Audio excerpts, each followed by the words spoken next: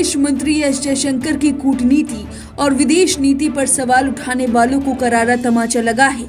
जी हाँ, उनकी अहमियत हमारे ही देश के कुछ लोग नहीं समझ पाते।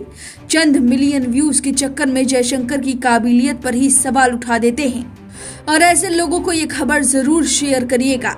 दरअसल अमेरिकी राष्ट्रपति डोनाल्ड ट्रंप ने कई मौके पर कहा है कि भारत पाकिस्तान को व्यापार न करने की धमकी दी थी और इसके बाद ही दोनों देश सीज फायर के लिए माने थे, जबकि भारत इस बात से दरकिनार कर रहा था और कुछ लोग इसमें भारत के ही विदेश मंत्री को निशाना बना रहे थे। उनका कहना था कि उनकी विदेश नीति फेल हो गई और अमेरिकी राष्ट्रपति डोनाल्ड ट्रंप पाकिस्तान के सेना प्रमुख मुनीर के साथ लंच कर रहे हैं, साथ ही सीज फायर का क्रेडिट ले रहे हैं। फिर क्या, सीधे जयशंकर अमेरिका पहुंच गए और दुनिया के सामने उन्होंने डोनाल्ड ट्रंप के झूठ का भी पर्दाफाश कर दिया। उन्होंने क्या कुछ कहा वो बताएं, उससे पहले जयशंकर का भौकाल आपको बता देते हैं। उनका भौकाल देखकर अमेरिका के विदेश मंत्री भी उनके कायल हो गए।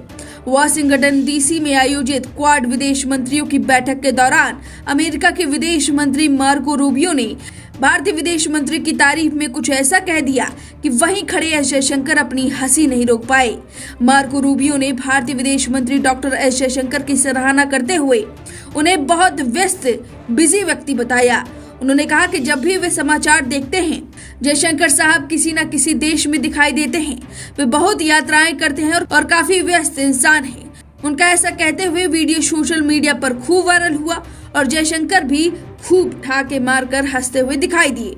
आपको बता दें कि 9 मई की रात अमेरिकी उपराष्ट्रपति जेडी वेंस ने पीएम मोदी से बात की थी और उस वक्त जयशंकर वहीं मौजूद थे और इसी का जिक्र करते हुए जयशंकर ने डोनाल्ड ट्रंप के झूठे दावे को अमेरिका में ही बेपर्दा कर दिया।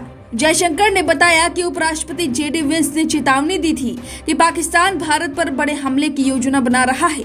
पीएम मोदी ने इसकी परवाह न करते हुए कहा कि हमले का जवाब दिया जाएगा। विदेश मंत्री ने आगे कहा कि अगली सुबह यानी 10 मई को अमेरिकी विदेश मंत्री मार्को रूबियो ने पीएम से संपर्क किया, कहा कि पाकिस्तान बातचीत के लिए तैयार है। इसके बाद पाकिस्तान के DGMO major general Kashif Abdullah ने भारत के DGMO lieutenant general Rajiv Ghai से संपर्क किया और सीज फायर की रिक्वेस्ट की थी और तब जाकर ये सीज फायर हुआ था। यानी कि अमेरिका की ही धरती पर विदेश मंत्री ने ये बात साफ कर दिया कि बार बार जाकर झूठ मत फैलाओ।